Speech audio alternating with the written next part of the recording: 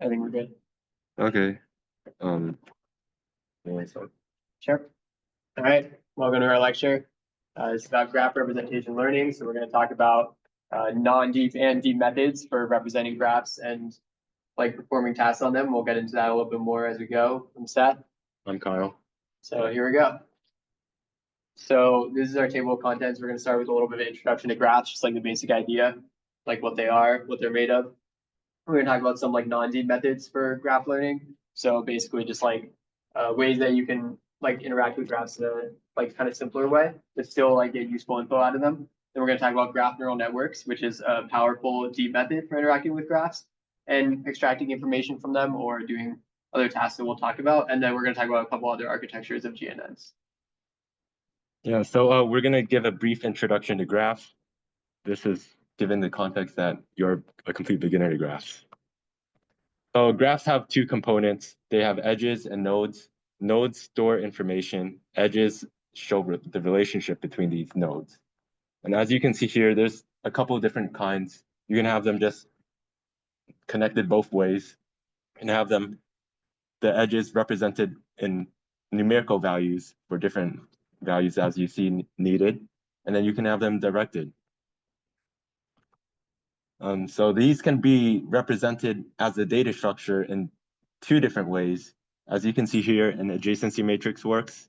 Also, an adjacency list works, where it shows the connectivity between two different nodes. For the adjacency matrix, it can be shown to be directed if you just sort of mirror it along the diagonal. And then you can also represent weights by having values not equal to 1. Yeah, what's happening? Sorry, in the GC matrix, what does it mean to have the bottom up like that? Yeah, so in this case, I sort of just blacked it out to show that on the graph on the left, it would simply be mirrored. So because there's no direction, there's only one, like an edge between two nodes is just an edge between two nodes. There's no further information. So you can black out the bottom half because it doesn't contain any extra information. Just for visual purposes. Yes. Okay. So then we just want to ask, like, do you guys have any ideas for what like graphs could be used for? What kind of things they could store? All right. Do you have an idea? Yeah, I mean, I guess like in my cyber class, like we use graphs to model like the interactions in the system. So like edge devices or nodes, computers and nodes, different network connections or like system commands. There's could be like edges and stuff. Yeah. That's a good one. Issues. All right, we can go to the next one. So these are like a couple of really important ones, things that they're used for a lot. So a social network, for example, you can have all these people, and if each person is a node, and you can have like the edges be like edges between like friends, for example. So maybe in this example, Alexis is a friend with Sarah. So this could be like an Instagram like social network represented as a graph, and that way you can use it to like maybe recommend new friends to someone on Instagram. And then there's also a molecule network. So this is used a lot for like capturing information about molecules. So you can basically represent the like bonds between different atoms as edges. And then, for example, in this case, they are all like a single bond, but you could also do like double bonds or triple bonds by adding weights to the edges. And then last one is like recommendation systems. And I kind of mentioned this with a social network. But for example, in this case, you could say like, is user 3 likely to engage with content A? And because of like the power of graphs, you can look at this and say, well, user 3 is probably likely to engage with content A because we know that user 3 and user 1 both engage with content C. So and user 1 engaged with content A. So you can kind of use graphs for like these. There's a lot of other uses, but these are some of like the really key ones that they're commonly used for. So this is another like application of graph learning. And this can be done with a GNN, but this can also be done with non-D methods. And it's basically like if you can classify nodes into a couple different ways, right? So in this case, it's just blue or red, but there could be like tons of different kinds of classifications. You could have all kinds of colors or all kinds of like zones, basically like any kind of classification into different ways. And then what you can do is you can learn about the graph. And then based on like the edges and the features of a node, you can try to guess like which classification it would have. So in this case, an accurate GNN would be able to guess that node 6 is indeed red. So another really important application of graphs is going to be link prediction, which is basically just saying like okay, I know this graph, I know the classifications of these nodes, I know the features, I know the edges. And then I'm going to say, okay, do I think that these two nodes would have an edge? So for example, you could do this in training by like removing some of the edges and then use that to like train this. And then in this case, it would just be guessing like, do I think that 6 and 2, like node 6 and node 2 would have an edge? And then it's very likely that they would because they share edges to similar nodes and they share the same classification. They're both red. So there are some issues with graph representation learning, which is that basically like you can't really do this with like a normal neural network, right? Because a lot of times with like a neural network or a CNN, you're going to need data that's like very structured. It's going to be like fixed size inputs. You wouldn't be able to represent all of like node features and edges and like things like that. It's going to be really hard to represent with like inputs in a neural network or a CNN. So you're going to need some other way. There's also irregular structure, which you can try to fix by using an adjacency matrix. But one of the problems with that is that for any given graph, there are multiple different like adjacency matrices that can represent it. So there's not, it's kind of like not permutation invariant. So that's one way that like you need something other than like a normal neural network to do graph learning. And then the kind of the node level and edge level relationships I also talked about, it would be hard to represent those with standard neural network inputs. So, and then also graph level patterns, like how are you going to capture patterns over the entire graph? So we'll be going into some traditional non-deep methods first. So node embeddings are information in representing a node in some type of vector. And similar nodes are represented in an embedding space nearby each other. So they have similar values. As you can see here in the graphic, we sort of group them nodes into different colors and they're represented nearby as neighbors in the embedding space. And one important thing to know is that obviously like real embeddings for nodes would not be 1D. There would probably be way more dimensions than we could possibly like reasonably map. So this is kind of like an overly simplified example just to show like on a super simple graph, here's what a super simple 1D embedding might look like. Yeah, so node embeddings can be learned using a shallow encoder where all you have to really do is do a lookup on an embedding matrix to get the embedding vector of a certain node. And these embeddings are optimized so that the similarity function output reflects similarity based on a certain similarity strategy. As you can see here, oh, I didn't fix this, but the indicator vector shows that for a given node, for our chosen node, that we want to choose the second column in the embedding matrix. And it's simply just a quick lookup by multiplication. And as you can see here, it's just a simple encoder. And yeah, so we're just trying to, in terms of node embedding, the main problem is looking to optimize the embedding matrix so that it represents similarity optimally. Yeah, so this is one strategy to represent similarity, where you simply just look at neighboring nodes, and then so those represent similarity. As you can see here in our function, we're simply just trying to minimize the loss of two embeddings where the similarity function is the dot product, and we want that dot product to represent whether there is an edge existing between those two nodes or not. Yeah, what's up? So the adjacency matrix, like the values could only be 0 and 1, right? So in a weighted adjacency matrix, the values could be other than 0 and 1. And in that case, the model will be trying to, or yeah, like basically we'll be trying to learn that as like the dot product. So if in the adjacency matrix you had a weight of like 7, then it would be trying to like push those embeddings to be closer and closer to 7 to minimize the. The goal is to have, like, ideally, all the dot product for all embeddings matches their corresponding adjacency matrix. Yeah. But like, I guess in actuality, that's probably not going to happen. So you just want to like get as close as possible. Yes. Yeah, so another really important thing to consider though is that when you're looking at a graph, it's important obviously like when nodes are next to each other, but when you have a big graph, there's a lot of times where a node might be like it also kind of needs information, or it might be more similar to a node that's maybe like 2 away from it than a node that's 5 away from it. So I kind of show this an example of a graph of letters A through K. where every letter is connected to the one after and before it. And my example would be that like C should be more similar to E than J. But if you looked at the formula on the previous one, we'd have no way of knowing that because they're not adjacent, right? So this is the idea of multi-hop similarity, which is going to replace the the AUV term, which can you go back? So the AUV term, the like weighted adjacency matrix, we're going to replace that and try to optimize that for some other number, which is going to take into account the nodes that are not just connected, but maybe like one connection away or two connections away. You can go ahead again. Yeah, so the idea here is just trying to connect nodes like make nodes similar to both their neighbors and then also the neighbors of their neighbors and the neighbors of their neighbors of their neighbors and so on, like getting less and less close each time. Yeah, so another strategy is simply just conducting random walks where two nodes are similar if they have a high probability of occurring on multiple random walks. So we'll walk through an example here. So we're going to have this graph right here, and our node that we're looking to compute the probabilities on is 3. So we're just going to compute the sum of adjacent weights around it.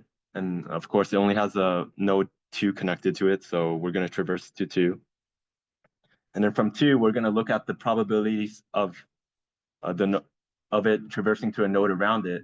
And so we have 3 options here. Just for our practices, we're going to choose the highest probability here, 4, but that's not going to be strictly given. And then we do this again. We compute the probability of the adjacent weights around it, and we just traverse again. And then we go back to 2. And so the result of this is a list of visited nodes starting at node 3, and then over many walks starting at each node, the resulting list can be used to calculate co-occurrence between all of these nodes in total.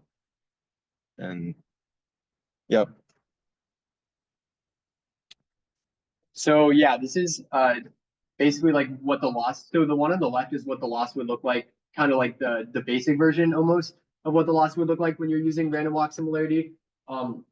And I'll kind of go over why you maybe want to switch to negative sampling in a bit, but first we'll just talk about like the initial the log loss with softmax, right? So the way it works is that you're going to sum over all nodes. That's the first summation. The second summation is you're going to sum over all the nodes that are a neighbor of that node, and then you're going to add on the negative log of the softmax basically of like that node, and then like a dot product between that and like the node and its neighbor. And so the idea there is that so the idea there is that like when the dot product between two nodes, so that's gonna be basically closer to 1 if the two nodes are more similar. If they're less similar, it's gonna be closer to 0. And then if you look at the negative log, that's gonna kind of flip that. The negative log is gonna be closer to 0 as that function is closer to 1. And then that way, when they're more similar, so when they're more similar, then it's going to add less to the loss, and then when they're less similar, it's going to add more to the loss.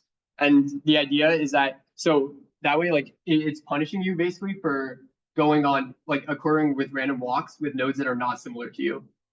And then the idea is that the reason why that's kind of inefficient is that you can see in the softmax there's a like summation over all nodes, which is kind of really slow to compute when you get a really big graph. So instead, we're going to switch to negative sampling loss, which is kind of just a more efficient way to do the exact same thing.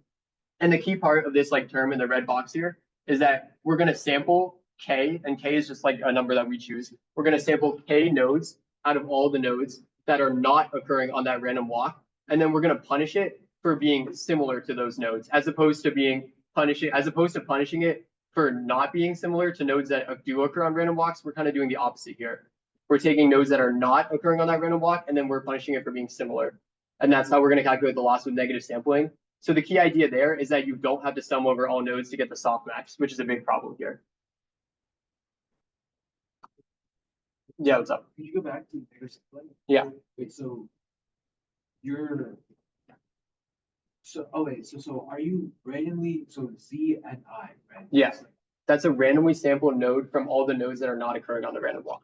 I see. Okay. Yeah. So you basically want it to be not similar to nodes that don't occur on random walks. Oh, yeah. I see. Yeah. What is sigma mean?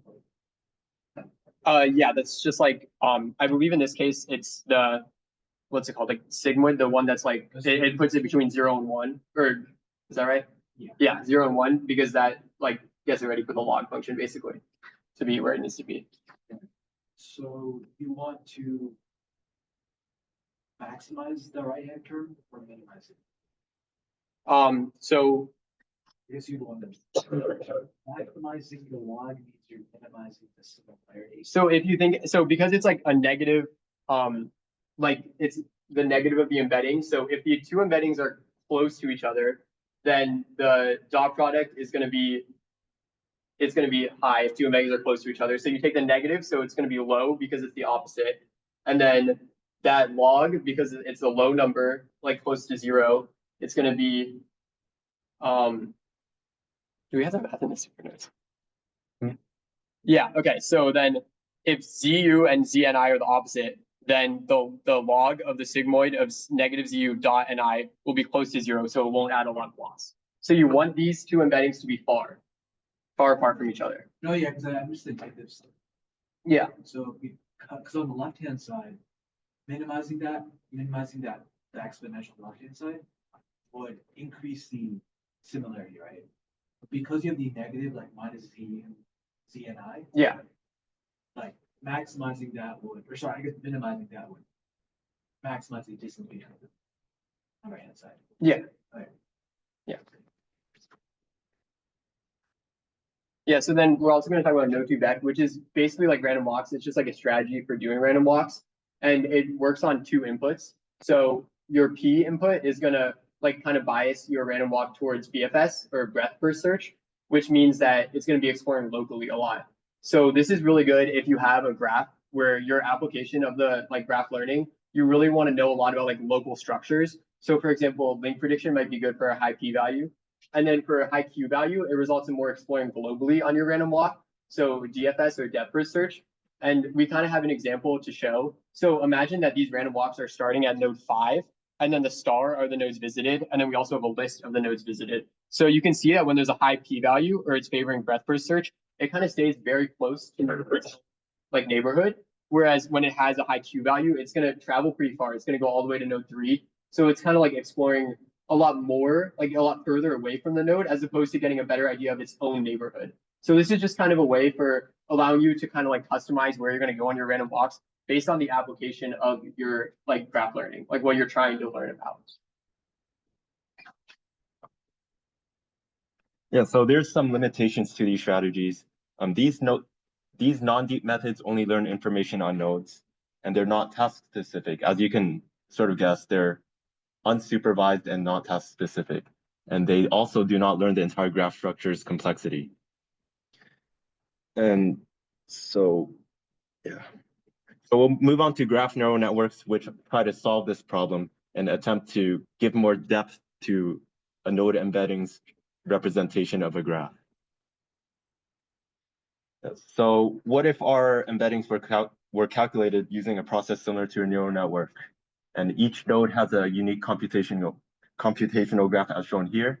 And then these computational graphs are based off of aggregations of their local neighborhoods. As you can see here in layer 1 for 0, we're just connecting it to its neighbors. And then one thing that's important is that the 5 that's represented on this computation graph, like leading into the layer 2, would not normally be represented on a computation graph. We just showed it because it's important for computing 5. It's we'll kind of show why with the formula. Like you do need to calculate the node embedding for 5 on layer 1. It just wouldn't normally be represented on a computation graph in that like second to last layer because it's not technically a neighbor of itself. Normally it would just be 1, 4, and 0. But it is important to kind of show how you get to that embedding for 5 in layer 1, which will play a role in its own process for like the final embedding. So this is just a little bit about like training graph neural networks. So you can train them supervised or unsupervised. So an example for supervised would be like if you're training for a specific task like node classification or link prediction. Like one way you could do that, for example, is kind of like remove some of the edges from a graph and then train the graph on trying to be able to like predict whether that edge would exist. And then unsupervised learning you can also do. And in this case, it's more like training for nodes having similar embeddings. And the loss functions are based on methods previously discussed. So for example, you could like be using random walks for this for unsupervised learning. So you can really do both things with graph neural networks. So like kind of almost like one of the most important things about using like deep learning in this case is that you have inductive capability. So if you think about like the ways that we discussed before for non-deep learning, it's able to learn these embeddings for the nodes. And these embeddings are useful and they can do multiple tasks. But what happens when you add a new node? It would need to relearn all of the embeddings because it doesn't have a way to just kind of generate an embedding out of nowhere. It's adjusting the embeddings like as it goes, adjusting the embeddings relative to each other, but it can't just generate a new embedding for a new node. So like it has a very like fixed use case because like you can't use it for a social network, for example. If you try to use it for a social network and you get a new user to sign up, what are you going to do? Retrain the entire network? So the idea is that using deep learning, because you define these computation graphs, you train to get the weights. The weights are going to stay the same for each layer, for each node, and every computation graph. So you can generate a new embedding, like just from creating a new node. You know the features, you know the neighbors, and that's all you need. Now you can generate a new embedding. So in this case, let's say we add the node 5, and we want 5 to be similar to 0 and 4, because that's what 5 is connected to. So in the previous non-deep methods, we'd have to relearn every single embedding if we wanted an embedding space that looked like that. But here, we just define a computation graph, in this case, a very small one, 0 and 4. They use pre-trained weights, and then they can generate an embedding. And in this case, the embedding would be near 0 and 4. So that's kind of a really powerful use of GNNs, is that they have this inductive capability. They can generate an embedding on the fly without having to relearn anything for new nodes that pop up. Or, for example, reacting to changing information if a new edge pops up. Or if like a node feature changes, they can change the embeddings without having to retrain. Yeah, so we'll go into this algorithm of neighborhood aggregation, which is a key concept in graph neural networks. And this is essentially the problem of how to capture a node and its neighborhood into one embedding. And I'll be explaining the formula sort of in a walkthrough. The top one is just a node level one. The second one is a matrix level one. It's typically used, but for our purposes of explanation, the node level version is a lot more easier and practical to explain. Yeah. So it has all of these different parameters. At the layer 0, for our purposes, we're going to set each node feature, set each embedding to be equal to the node feature itself. And we're going to use that in our secondary term right here with our bias term, B of K.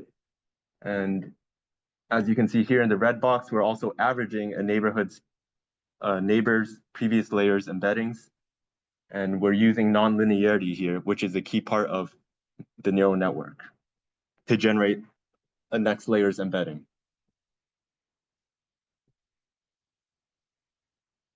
And after a certain level of aggregation, neighborhood aggregation, K layers, we can finally get an output embedding for each node. And yeah, we also train this algorithm to get these weight matrices that represent ways to get the neighbor and self.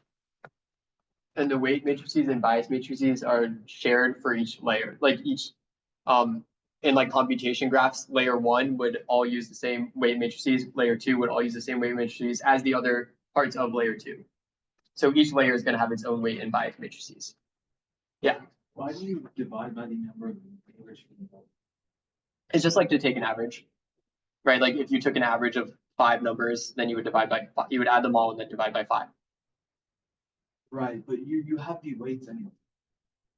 You have WK anyway, which like weights the embeddings.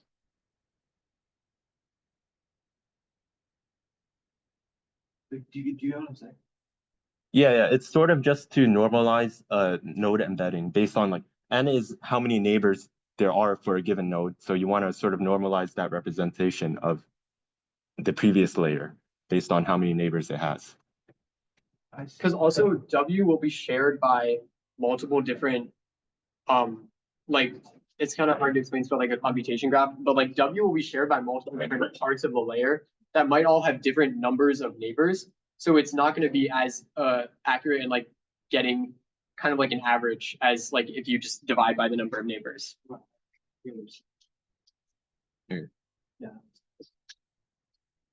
Yeah, so we're gonna walk through an example of computing the node embedding for 5 through 2 layers here. Just for reference, the formula is at the top right, and we're gonna look at this computational graph. But since we want to compute the node embedding for 5 through 2 layers, we're gonna have to first compute it through 1 layer, and then we'll use that to compute the node embedding for 2 layers. So yeah. So first things first, I'll walk you through how we compute the node embedding for 5 through 1 layer. Given the node 5, we want to get the node features for all of its neighbors. So here we can see we get 0, 1, 4, and itself, which is all used in the formula at the top. And we also get the cardinality of the neighbors. So like we have 3 neighbors for node 5 here.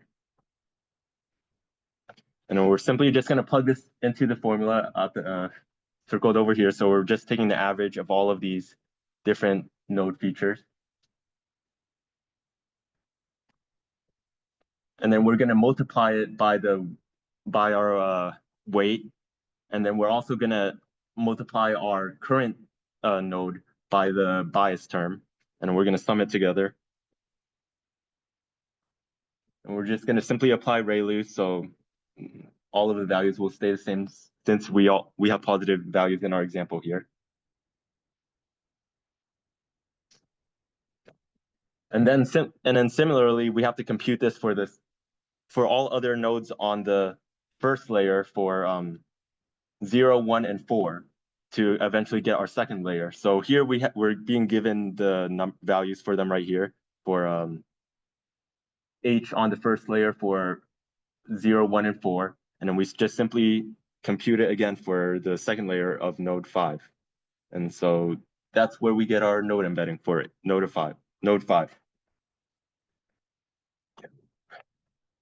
So this is just kind of like a summary almost of like training the model. So you're going to start with the node features, right? The first layer, it's always just the node features. You aggregate neighbors features. You're applying the weight and the bias matrices, the weights to the neighbor features and the bias to your own features.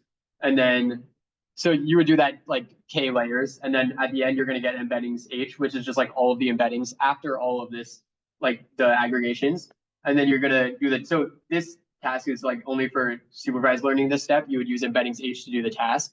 That's like, again, that's only if you have like a specific task that you're training for. And then you're going to calculate loss, which you're either going to do based on the task that you're supervised, like using supervised learning to train for, or you're going to do it based on something like random walk similarity, like we mentioned earlier, if you're doing unsupervised learning.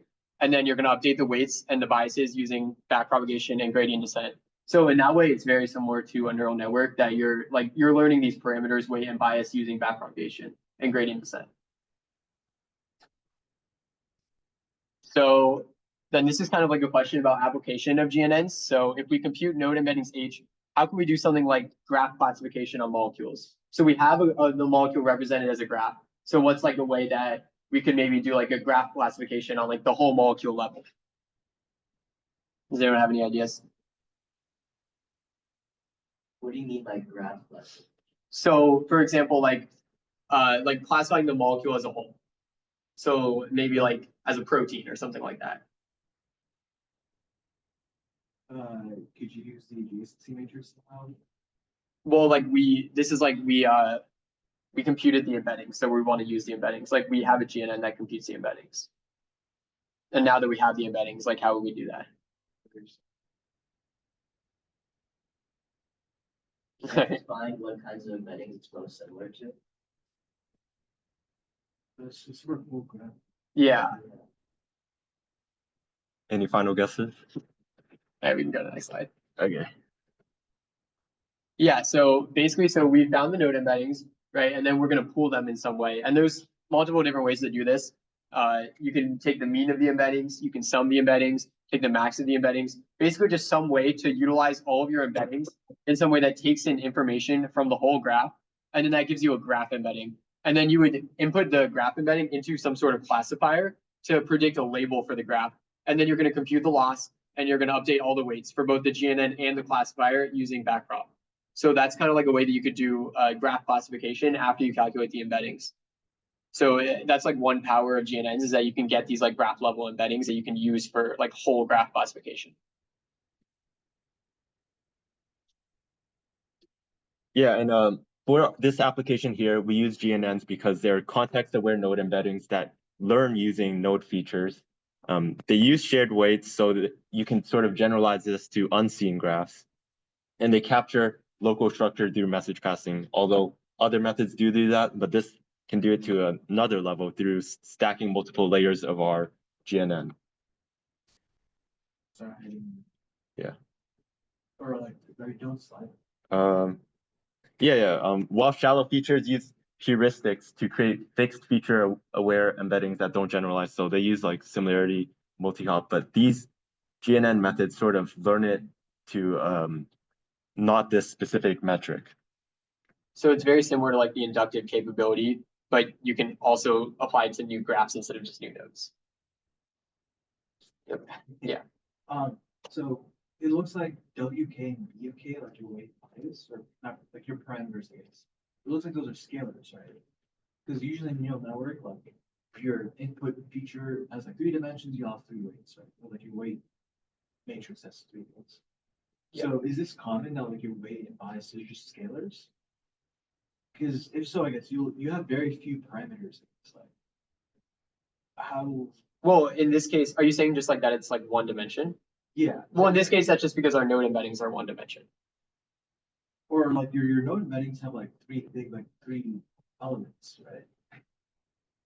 Like your. Or like I'm just saying, like, are we're making our weights match the dimensions of the node embeddings? Right, but your node embeddings are 1 by 3, right? Yes. So we'll have like n by 3, I think, for a embedding matrix, which would be learned here. Well, right now, like it's 1 by 1. So I'm just curious, like. Well, but it doesn't have to, like, it's only like 1 by 1 because it's all the same number in our example, right? But like it has, Oh, like, it doesn't have to be the same number all the way down. Those just like for simplicity. okay. So in practice, is it like n by d in 3-dimensional, or 1 by d, or 1 by 3 in this case? I think it would be, yeah. Yeah. It would be different depending on your node. Like you would have a weight for each element or input feature, right? Yeah. Okay. Okay, we went through this. Yeah, so we'll be going through some specific architectures of GNNs that sort of optimize how they behave. So a key one is like graph convolutional networks, and they kind of have some of the features in common with like a normal convolutional neural network, basically. And so the key idea here is that they use like an optimized variation of neighborhood aggregation. So on like here we have the 2 different formulas, and you can kind of see like one of the key differences is that on the left you'll see, yeah, it's everyone's left. On the left you'll see like the bias, but what a GCN does is instead of using some sort of like bias matrix to update based on like the node's own embedding from the previous layer, it just includes itself in the loop. So if you look at the summation, you'll see that it's looking at all nodes that are both within the neighbors of V and then also the node V itself. So it's gonna like use its own embedding to update its like new embedding basically, and it doesn't have to use like some sort of bias metric. And then it also has that kind of like normalization that you'll see there, where instead of just dividing by the cardinality of like its neighbors, it's dividing by the cardinality of its neighbors times the times the cardinality of the neighbor of the node it's like comparing to.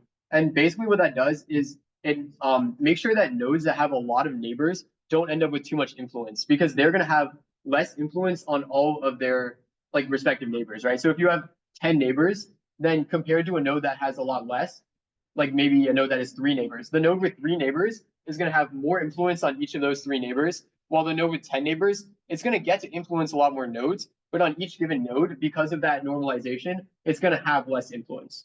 So those are kind of the 2 key aspects of like a GCN compared to a normal graph neural network. in the like training formula or the embedding formula, sorry. Yeah. So yeah, these are kind of just like going over some of the features that I talked about, but it's highlighting the like self loop that I talked about. So it's now including itself in the like the summation. So now it no longer needs to like learn the bias term. So then this is kind of the normalization that I talked about. It's preventing nodes with too many neighbors from being overly weighted because of that extra division by the square root of not just the cardinality of the node that's like being considered in this specific case, but also the node that like the basically it's making sure that, like I said, it's making sure that nodes that have a lot of neighbors don't get overweighted because they're appearing in so many other embedding calculations. And then the shared weight matrix is kind of the same. It's going to be like making sure that all the nodes are transformed the same way in the same layer. And it's similar to convolutional filters or kernels. So this is kind of like the key aspect that makes it similar to a CNN is that it's kind of like applying like a convolutional filter, this like weight matrix. And so, yeah, they have some similarities, but this is kind of like adapted for a graph neural network, obviously. So then this is kind of just like the same. It kind of shows how like the process is pretty much the exact same, just like with a different formula. You start with the features, you aggregate the neighbors. Just in this case, instead of having a bias term, you're aggregating the neighbors, including yourself. And then then you're also going to apply the weight matrix. Again, you do that before. It's just that now you don't have the bias matrix. Then you're going to use the embeddings to do the task. If it's supervised learning, you're going to calculate loss either based on your task or based on something like random walk similarity, like we mentioned. And then you're going to update the weight matrix. And again, now you're training only the weight matrix. You don't have a bias matrix anymore.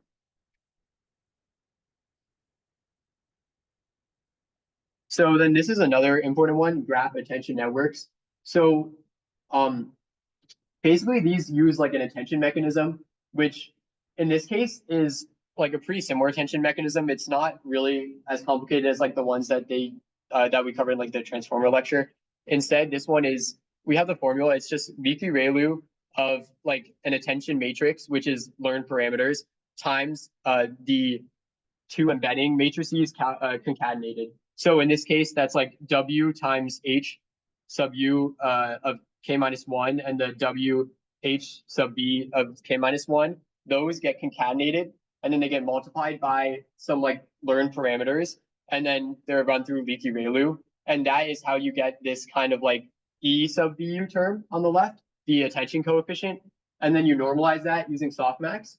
And then that's where you plug into the GAT aggregation formula. You can see the A sub IJ is basically, the key idea is that what it's trying to do is it's trying to learn how much should I weight one node or like one node and another node when I'm like calculating these embeddings. So how much do I care about this node with respect to another node so that I can know how much of that node to include in this like in this node's embedding. So it's kind of like it might learn that node X is like extremely important to all of the nodes around it. So this attention mechanism, it's going to learn like the parameters such that node X is like very important in the embedding calculations for all of node Y and Z, all the ones that it's adjacent to. Whereas it might learn that node C is like useless. Like the features don't help learn about the graph at all. And so that attention mechanism is going to serve to make sure that when you're calculating the embeddings for all these other nodes, that they're not going to care much about node C. So it's kind of an overly simplistic example, but it basically learns how much each node should care about other nodes. And that's like what this attention mechanism is doing. Yeah. Right, so is the A term on the top left, what is that? So in that case, that's kind of just like showing a formula. It's like A is kind of like a function with two inputs. And then that like formula is what I mentioned, like the Vicky-Rayleigh. And then the A is like some like matrix that is multiplied by the concatenated version of like the W times H and the W times H. Oh, so putting them in parentheses, these are concatenating. Yeah, they will be concatenated, but that's not like necessarily trying to show the formula. That's more trying to show it as like a function almost, like f of x, y, if that makes sense. Right, so where's the leaky red? We don't have the like formula on here, but the Vicky-Rayleigh is like being applied to the basically like this, like, or the E sub BU is like it is like the result of the leaky ReLU on the matrix that is generated from the like attention matrix times the concatenated matrices. Does that make sense? So you matrix multiply, or I guess dot product the attention matrix with concatenated, With the two concatenated, and that gives you a scalar or another matrix. it would give you, I believe it'd be another matrix, right? ReLU takes, Yeah. to my understanding, ReLU takes a scalar as input.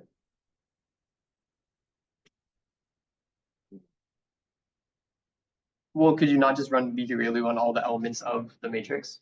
That's what I thought they would. Yeah. Yeah. I see. I see, I guess that makes sense. Okay, and so when you softmax over the exponential of the values, right? Is Yeah. that meant to be a scalar, like the out, like a VU, right? That is scalar, or is that also matrix? Because if EVU is a matrix, then what is, does that mean AUV is also a matrix? Yeah, it'll just be a matrix and it'll just have normalized values for each value here. Nice. Yeah. Okay, that makes sense. Okay, yeah, I thought AUV was a scalar, so I know. Mm. Okay, that makes sense. So, the W you use in your E calculation and the one in the summation is the same W. Yes. I guess why would you use the same W? Yes, because the one on the top left is like almost acting as like your keys and queries, I guess, for something, like for your attention. Yeah. The bottom right, why, like, how does reusing the same W make sense? Why won't you use the same different W? Well, the W is just because, like, so what's important is the embeddings after they're multiplied by the matrix, like after they're multiplied by the weights, right? So the reason why you're using the same W, I think, is that because you want this attention, because like one important thing to know is that it's just like summing over all the neighbors, and then it's like, it's only using those embeddings, right? So you need to know, like, where is that? I had a thought. It's like, you need a way to know like the embeddings after the W matrix, I think is like what's important. Because you're gonna multiply by the W matrix here. So then it's also using the W matrix up there for both this embedding and your own embedding. Let's see. Oh, I think that makes sense. Yeah. Like, oh, I see. So like the W times H is like the embedding, quote unquote, like. Yeah, this is yeah, what- yeah, Okay, that makes sense. That makes sense. So like W and H is like one package, pretty much, yeah. one embedding. Yeah. You wouldn't describe the embedding just by H. Okay. Yeah, only on the very last layer would the embedding just be like H. That makes sense. Okay. Yeah, and then another like final architecture that we have a little bit about is GraphSage. And the basic idea of GraphSage is just that if you have a really large graph, then you can kind of imagine that some of the things that we've described would be really computationally expensive. And so GraphSage, kind of like one of the big improvements of GraphSage is that nodes will only pass messages to neighbors of a fixed sample size. So you can kind of control how computationally expensive it's going to be. It's not going to be like passing messages. For example, in a really large graph, you might have like, I don't know, 2 million neighbors. That could be computationally expensive over all these different nodes that all have this number of neighbors. So in GraphSage, you're only going to pass messages to neighbors of a fixed sample size. And then another improvement, FastGCN, is going to take a weighted sample from nearby nodes according to node importance, which, like I said here, it's basically just how well connected a node is. So a node that has a lot of connections is going to be an important node. So you're going to want to weight that one a lot when you're deciding like which nodes to take samples from during message passing. So these are kind of both ways to be able to do GNNs in a way that you're not going to be like extremely computationally expensive on like a really large graph.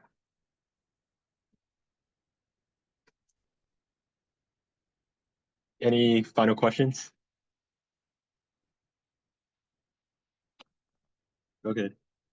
Got it, kind of one, I guess. But, like, I was wondering what are some like further applications for like graph neural networks? What do you mean, like the things you'd use it for? Yeah. Yeah, so like we talked about at the beginning, they're kind of really useful for things like social networks. Yeah. So like another use case would be like recommendation systems. So for example, like if you have all the shows on Netflix and you can kind of like connect the people that watch shows and then you have like the shows connected to each other, then you're gonna have a like you could use something like a GNN to get a good idea of like what show should I recommend someone based on like the shows that they've watched. Does that make sense? So recommendation systems, social networks. And then I think that like a really big thing that they're used for right now is like molecule classification. So used for like trying to figure out whether a molecule would I don't know like the chemistry of it, but I know that they're like really important in things like molecule classification. So maybe like trying to figure out the molecules of protein or stuff like that. Yeah. So just like that. social media, would it be like, you would use like a neural network, for example, to like suggest like potential people for you to follow? Yeah, exactly. Like, yeah, people you might want to follow or like posts for you even. Like posts that people that you are connected with have interacted with, then it might know to recommend you that post. Yeah. Yeah. Makes sense. So I guess, so we've talked about link prediction, node classification, graph classification. Yeah. Is node generation a common thing that people do? I feel like that would be possible because of the inductive capability. Since you have a general understanding of the whole embedding space, you could probably generate one given I thought, some is aspect. that something you do with graph neural networks, or is it just not? Not from what we read. Wait, how would you do that? Because it's you Yes. can't because inductive capability works on like you have a node, now you can generate an embedding. But if you were generating a node from scratch, wouldn't you would need to start from the embedding? That's a good question, actually, yeah, you'd have to. I'm not sure. Yeah. That's a good question, so I guess it wouldn't really make the most sense. Yeah. So I'm not sure if you could do that. Yeah, for the most part, the reasoning that we use these architectures here is to sort of just get a general understanding of a graph or nodes in a certain representation. So it's for those purposes. Anything else? Okay. Anyway, thank you for coming.